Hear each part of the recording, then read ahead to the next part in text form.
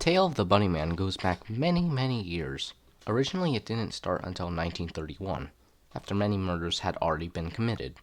For verification of this story, you can visit the Old Clifton Library, located in Clifton, Northern Virginia, USA. What I am about to tell you is entirely true. Although I've never seen the Bunny Man, everyone in Clifton believes it to be true. A quick reference to help you understand the story. The bridge has a one-lane car road passing underneath a dual railroad track above it within the woods along a gravel road. Back in 1903, deep in Clifton, there used to be an asylum buried deep within the wilderness of Clifton. Pretty soon after the Civil War, people started inhabiting the area, population-wise around 300 or so. It was a very small town.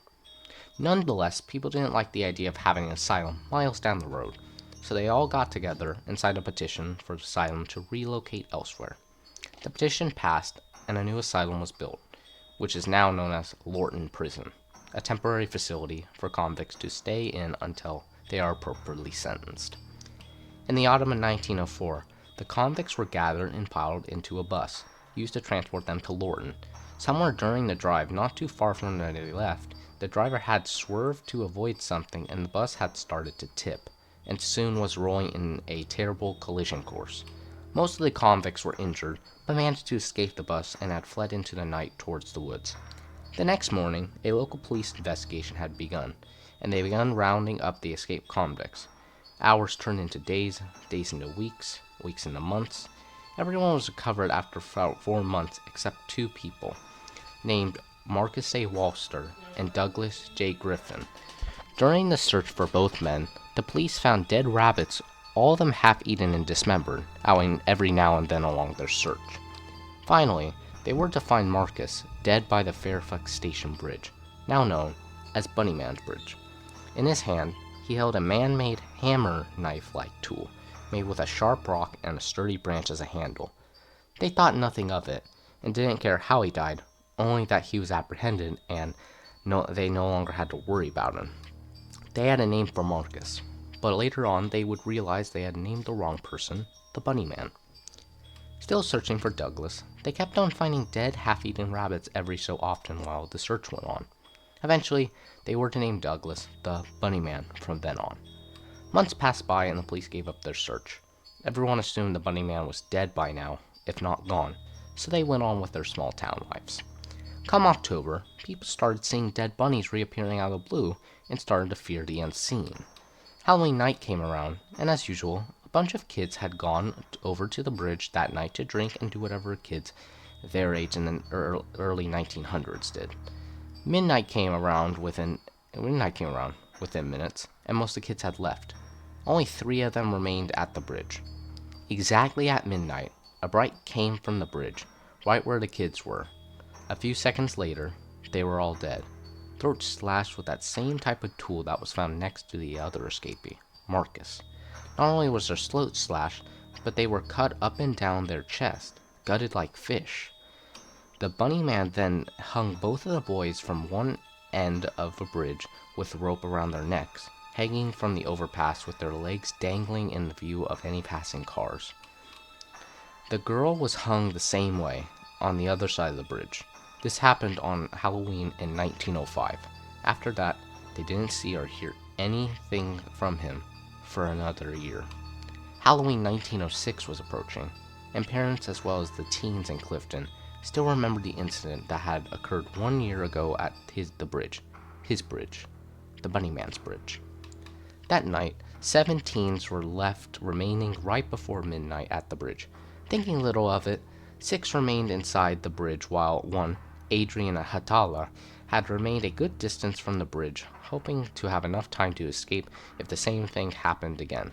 She was the only one to witness this, a dim light walking the railroad track just before midnight, stopping right above the bridge at midnight, then disappearing at the same time that a bright flash was inside the bridge.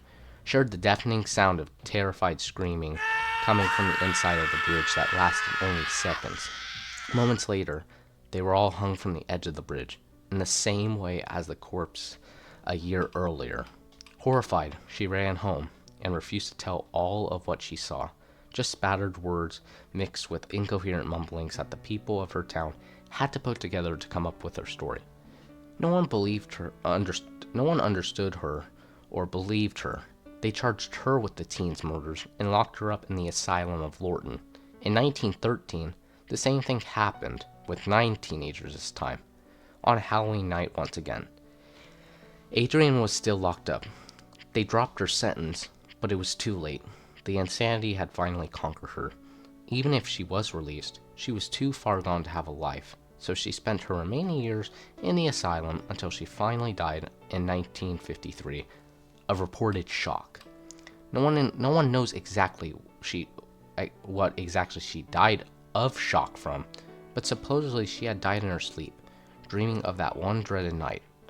Perhaps the Bunny Man had finally gotten to her. More murders were to take place, however. Although after the murders in 1913, most people stayed clear of the bridge on Halloween.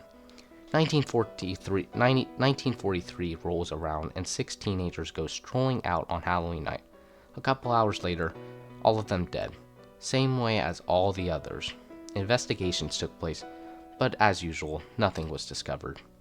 1976, the same situation occurs, this time with only 3 people. The only other incident that occurred since then was in 1987, 12 years ago. Janet Charlotier was enjoying the night with her 4 friends. Halloween night had finally come, and they had gone driving out to enjoy the night after invading the children's candy bags. They had settled around 11 p.m. at the bridge, waiting for midnight to come. They didn't believe in the myth, so they decided to see it for themselves, and were the only ones who actually withstood the Bunny Man. They had waited an hour or so it was nearly midnight, when Janet started to get a little scared. They all had been pulling planks on each other, jumping out of the bushes and screaming, so she was already a little worked up. Midnight hits, and by this stage she's in a total panic. She's almost out of the bridge when the lights get really bright inside. When that happens, her body is halfway outside the bridge. She sees her skin starting tearing at her chest, but nothing is piercing her skin. She manages finally to leave the bridge, completely horrified. She hits a hanging body and knocks herself out. When she awakens, she discovers that she has been bleeding. She was lucky that the cut had just started, and wasn't very bad at all. She left and never returned to the bridge again.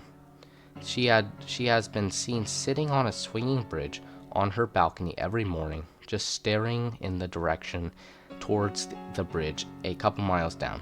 From then on, the story remains untouched and unmoved. Halloween night. You will find a bunch of people hanging around the bridge, drinking, smoking up, but within minutes of midnight, everyone leaves. It's been like that for the past 5 years that I have visited the bridge on Halloween night. Even if it's not Halloween night, any night you go there, you will feel the presence of death awaiting the night sky of Halloween, yearning for more blood to be spilled in his name, the Bunny Man.